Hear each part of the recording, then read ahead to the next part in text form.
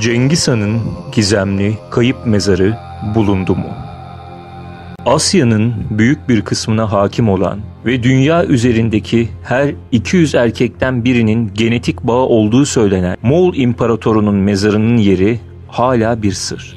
1227'de 72 yaşındayken ölen Cengiz Han, efsaneye göre hiçbir iz bırakmadan gömülmek istedi. Askerleri hem mezarı yapanları hem de Cengiz Han'ın cenazesini taşırken yolda karşılaştıkları insanları hem de sonra kendilerini öldürdüler. Söylenceler ayrıca Cengiz Han'ın gömülmesinden sonra izlerini yok etmek için atların aylarca mezar alanını ayakları altında çiğnediklerini belirtiyor.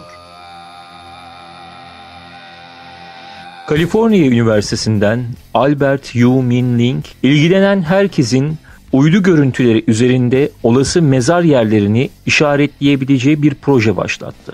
Bu yüksek çözünürlüklü uydu görüntüleri üzerinden arkeolojik kalıntıları arayan bir yüzey araştırması gibiydi. Cengiz Han'ın Ihkorih isimli büyük yasak anlamına gelen bir bölgede gömüldüğü düşünülüyordu. Bu bölge Moğolistan'ın en kutsal bölgelerinden biridir. 240 kilometre karelik alan Moğollar tarafından kapatılmış ve izinsiz olarak girmenin cezası idama kadar girebiliyordu. Sadece son 20 yıldır arkeologların bölgeye girmesine izin verildi. Bu zaman içinde hükümdarın gömülü olabileceği 1300 yer bulundu ama hiçbirisi kazılmadı. Bu sorunu çözmek için Lin, insanlardan ve internetten yardım alan bir proje geliştirdi. 10.000'den fazla çevrim içi gönüllünün katıldığı aramalar toplam 30.000 saat, 3,5 yıldan fazla sürdü ve 6.000 kilometre karelik alan araştırıldı. Katılımcıların eklediği bilgiler bir yandan da sistemi değiştiriyor ve geliştiriyordu. Gönüllüler görüntüler üzerinde yollar, nehirler ve modern eski yapılar gibi yerleri işaretlediler. Araştırmalar sonucu Cengiz Han'ın mezarı olabilecek 55 arkeolojik alan belirlendi. Ekip bundan sonra Kuzey Moğolistan'daki bu alanların bir kısmını ziyaret edip yüzey araştırmaları yaptı ve alanların havadan fotoğrafları çekildi. Bulunan arkeolojik alanlar Bronz Çağı'ndan Moğol dönemine kadar bir zaman dilimini kapsıyordu. Bulunan alanlar arasında Kığrik Sur adı verilen ve daire şeklinde tümülüsler, kare şeklinde tümülüsler, megalitler ve sur kalıntıları vardı. Bu araştırmalar sonucu mezarı bulmaya bir adım daha yaklaştıklarını söyleyen Yu Minli şöyle devam etti. Kazı gibi geleneksel arkeolojik yöntemler yerlilere ve inananlara saygısızlık olurdu. Fiziksel bir zarar vermeden yapılan bu araştırma, kültürlere saygısızlık yapmadan bu gizemi çözmemize yardımcı oldu. Proje ayrıca Moğol araştırmacılarına da büyük katkılar sağlamış oldu. Araştırmacılar projenin insanların ve interneti kullanmanın ne kadar güçlü bir kaynak olduğunu gösterdiğini söyledi. Bu kadar fazla sayıda insanı kullanarak insanlar arasındaki işbirliğini ve toplum mantık yürütmeyi sağlayabilmesi projenin büyük bir başarısı olarak sayılmakta. Amerikalı ve Çinli bilim insanlarının Cengiz Han'ın mezarını bulduk iddiaları hala somut bir sonuca ulaşmazken şimdi de Moğol arkeologlar aynı iddia ile ortaya çıktı. Bilge Kağan'ın heykelini buldukları iddiasıyla geçtiğimiz günlerde gündeme gelen ve basında çok geniş bir şekilde yer alan Moğol arkeologlar Cengiz Han'ın mezarının yerini tespit ettiklerini öne sürüyor. Başkent Ulanbator'da faaliyet gösteren Kültigin Derneği bünyesindeki arkeolojik çalışmalar sürdüren Moğolistan Devlet Üniversitesi öğretim üyesi Profesör Doktor Bor Joder, başkanlığında çalışmalarını sürdüren 30 kişilik kazı ekibi Moğol hükümdarı Cengiz Han'ın mezarının bulduğunu öne sürdükleri kurganda 2 yıldan fazla bir zamandan beri araştırmalarını sürdürüyor. Profesör Doktor Joder, Cengiz Han'ın mezarının bulunduğu kurganın başkentin yaklaşık 300 kilometre kuzeyindeki Henti vilayeti sınırı içinde bulunan Burklan Kaldun dağlarında olduğunu söyledi. Kurganı yaklaşık 2,5 yıl önce keşfettiklerini belirten Profesör Doktor Joder, bölgede 2 yıldan fazla bir süreden beri araştırma çalışmalarını yürüttüklerini aktardı.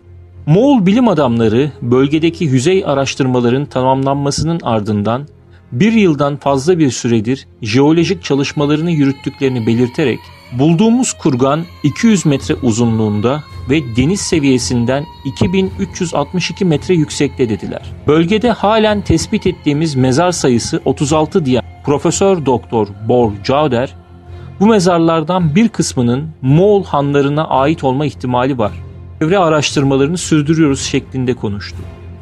Ekim ayı başından beri bölgeye giderek 15 gün süreyle çalışmalarını sürdürdüklerini ifade eden Cauder, ilk kazıları yaptıklarında ve kış süresince çalışmalara ara vereceklerini söyledi. Burkhan Khaldun dağlarında buldukları kurganın Cengiz Han'a ait olduğunu öne süren Moğol bilim adamı şöyle konuştu. 200 metre uzunluğundaki kurganın 6 metre altında 2x4x10 metre ölçülerinde bir mezar tespit ettik. Ve biz bunun Cengiz Han'a ait olduğunu düşünüyoruz. Yaptığımız araştırmaya göre kurgandan mezara 9 basamakla iniliyor. Bu Büyük Hakanlara yönelik bir uygulama. Mezarın Cengiz Han'a ait olabileceği düşüncesi de bundan kaynaklanıyor. Bilindiği gibi dünyada Büyük Kağan'ın mezarının nehir yatağında olduğu düşüncesi hakim. Kurganın bulunduğu Burkhan Khaldun Dağı yakınlarında büyük bir nehir geçiyor. Kurgan ulaşılması zor, insanların çıkamayacağı bir yerde. Kurganın üzerinde eski zamanlardan yapılmış Budizm ve Şamaizm inançlarına ait 2 tane de ava sembolü bulunuyor. Profesör Doktor Bor Cauder, Cengiz Han'ın hazineleri konusunda da çok eski bir söylenti olduğunu hatırlatarak ancak bu söylentide gerçek payı olduğunu düşünüyoruz ve mezarda 4 tona yakın altın olduğuna inanıyoruz dedi. Cengiz Han'ın mezarının bulunmasına yönelik ilk ciddi çalışmalar 1990 yılında Moğol-Japon Ortak Araştırma Grubu tarafından başlatıldı. Ekip uzun süren araştırmalar ve üstün teknik donanıma rağmen Moğol Hakanı'nın mezarına ulaşamadı. Moğol-Japon Ortak Araştırma Grubu'nun çalışmaları sonuçsuz kalmasının ardından bu konuda uzunca bir süre ses çıkmadı. Aradan 10 yıl geçtikten sonra 2000 yılının Eylül ayında Çinli arkeologlar Cengiz Han'ın mezarının bulunduğunu açıkladı. Ancak açıklanan mezar bilinenin aksine Moğolistan'da değil, Doğu Türkistan'daydı. Çinli arkeologlar 1277 yılında ölen Cengiz Han'ın gerçek mezarının Çin'in Sincan, Uygur, özerk bölgesinde bulunduğunu öne sürdü. Mezarın Qinghai'de yapay kanalla birbirine bağlı 2 gölün yanında olduğunu savunan Çinli araştırmacılar, bu Cengiz Han'ın gerçek mezarıdır iddiasında bulundu. Amerikalı ve Moğol bilim adamlarından oluşan uzmanlar ise Cengiz Han'ın mezarına ulaşma iddiasına 2001 yılında daha somut verilerle ortaya çıktı. Chicago Üniversitesi öğretim üyesi Profesör Doktor John Woods ve Moğol coğrafyacı Damba Bazurgur, Moğolistan'ın kuzeydoğusunda başkent Ulanbator'a 320 kilometre uzaklıktaki Batsk-Şiret kenti yakınlarında bir tepede keşfedilen mezarlıkta açılmamış 20 mezar buldu. Halk arasında Cengiz Han'ın kalesi olarak bilinen tepe 3 kilometre uzunluğunda ve 4 metre yüksekliğindeki antik bir duvarla çevriliydi. Ekiptekiler imparatorluğun üst düzey yetkililerin gömülü olduğu tahmin edilen tepede toplam 40 mezar olduğu düşüncesine sahipti. Konuyla ilgilenen Çinli uzmanlar da mezara şüpheyle yaklaşmakla birlikte olayın bilim dünyası açısından şaşırtıcı bir gelişme olduğunu kabul ediyorlardı. Profesör Doktor Woods ve Moğol coğrafyacı Bazurgur'un bu çalışmaları Moğolistan Cumhurbaşkanı'nın emriyle geleneklere saygı gösterilmediği için durduruldu ve çalışma grubu bölgeden çıkartıldı. Böylece araştırma yarım kaldı. Henti vilayetinde Cengiz Han'ın mezarını bulduklarını iddia eden Profesör Doktor Bao Cauder ve ekibi bu konuda daha şanslıydı. Araştırma grubunun bağlı olduğu Kültigin Derneği bölgede faaliyet iznine sahip ve çalışmaların hiçbirini engelle karşılaşmadan sürdürüyordu.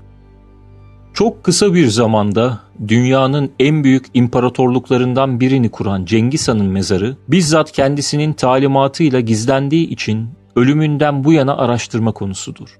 Cengiz Han'ın mezarı ile ilgili artık efsaneye dönüşen ve 8 asırdan uzun bir zamandır mezarın bulunmasını engelleyen öykü kısaca şöyledir.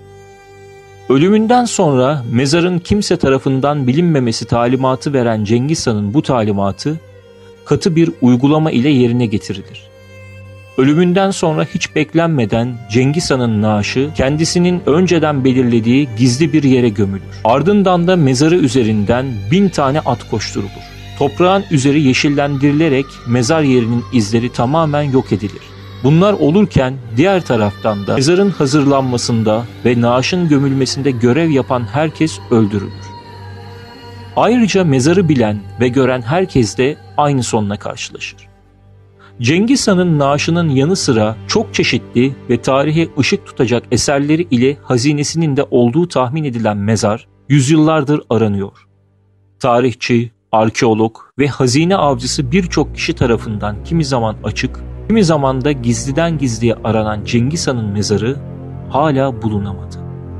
Ve sır halen devam etmekte.